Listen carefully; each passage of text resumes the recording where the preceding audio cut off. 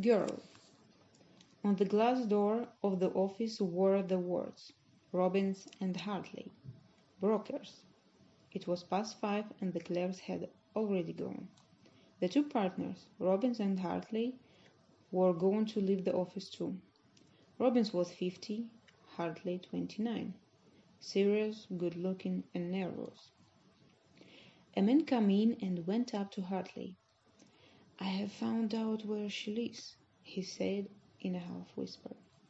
Hartley made a sign of silence to him. When Robbins had put on his coat and hat and left the office, the detective said, "Here is the address, and give Hartley a piece of paper." There were only few words on it. Hartley took the paper and read, "Vivian Arlington, number 341, East 10th Street." "She moved there a week ago," said the detective.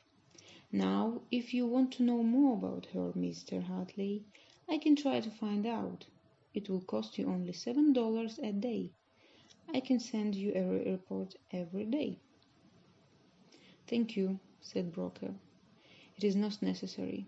I only wanted the address." "How much shall I pay you?" "One day's work," said the sleuth. $10 will be enough." Hartley paid the man, sent him away, and left the office. He went to find the address written on the paper the slave had given him. It took him about an hour to get to the place. It was a new building of cheap flats. Hartley began to climb the stairs. On the fourth floor he saw Vivian standing in an open door. She invited him inside with a bright smile. She put on a chair for him near the window and waited. Hartley gave her a friendly look. He said to himself that she was a nice girl and dressed in good taste. Vivian was about 21. She was of the Saxon type. Her hair was golden. Her eyes were sea blue. She wore a white blouse and a dark skirt, a costume that looked well on any girl, rich or poor.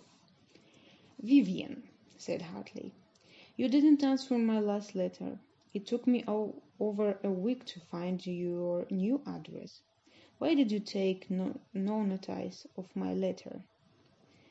You knew very well that I wanted very much to see you and talk to you." The girl looked out of the window, thoughtfully.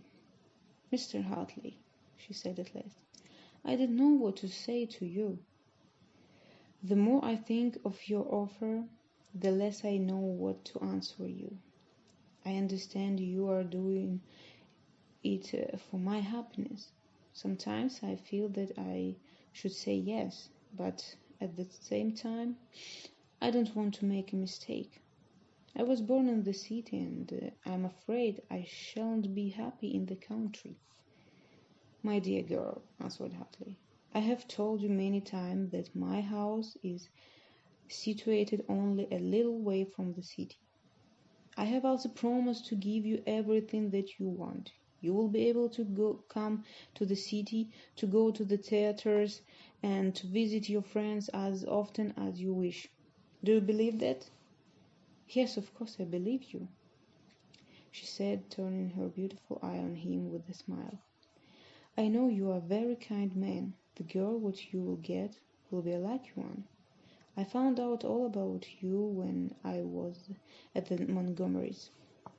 "Ah," cried Hartley, "I remember well the evening I first saw you at the Montgomerys. Mrs. Montgomery told me so much about you that evening, and she made no mistake. I shall never forget the supper. Come with me, Vivian. Promise me. I need you so much. You will never be sorry for coming to me. No one will give you a home as good as mine." The girl said nothing. Suddenly an idea came into his head. "Tell me, Vivian," he asked, looking at her. "Is there another one? Is there someone else?" The girl blushed and answered very quickly. "You shouldn't ask that, Mr. Hartley, but I will tell you. There is another, but he has no right. I have promised him nothing." "His name?" demanded Hartley.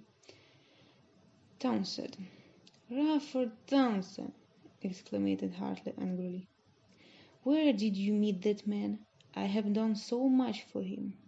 "How could he?" "His car has just stopped at the house," said Vivian, looking out of the window. "He is coming for his answer."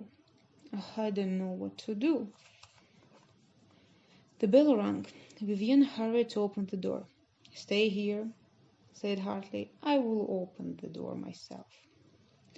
Townsend was surprised to see Hartley. "Go back," said Hartley. "Hello," said Townsend. "What's up? What are you doing here, old man?" "Go back," repeated Hartley. "The law of the jungle. She's mine." "I came here to see her on business," said Townsend bravely.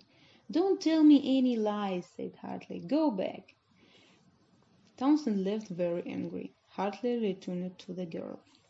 "Vivian," he said, "I need you very much. Stop playing with me." "When do you need me?" she asked. "Now, as soon as you are ready to go." She stood quietly and thought for a short time. "Do you think for one moment," she said, "that I shall enter your house while Helen is there?" Hartley didn't expect that. At first he didn't know what to say. Then he said bravely, "She will have to go. She is making my life miserable. I have never had a peaceful day since she came to my house. But this is the end. You are right, Vivian. Helen must be sent away before I can take you home. She must go. I have decided I will turn her out." "When will you do this?" asked the girl. "Tonight," said Harry. "I will send her away tonight." "Then," said Vivian, "my answer is yes. Come for me when you wish." She looked into his eyes and smiled. Hartley was happy, but he was afraid to believe her. "Promise me," he said, "on your word of honor." "On my word of honor," repeated Vivian softly. At the door he turned and looked at her happily. "Tomorrow," he said. "Tomorrow," she repeated with a smile. It took Hartley an hour and 40 minutes to get to his home in the country. The door was opened by a young woman who kissed him as he came in. "Mother is here," she said. "She came for dinner, but there is no dinner." "I've something to tell you," said Hartley. "Some news." "What kind of news?" asked the woman. "Good or bad news?" He whispered something in her ear. Hartley's wife screamed. Her mother came running into the hall.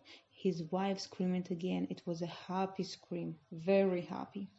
"Oh, Mother," she cried, "what do you think? Vivian has agreed to come and cook for us.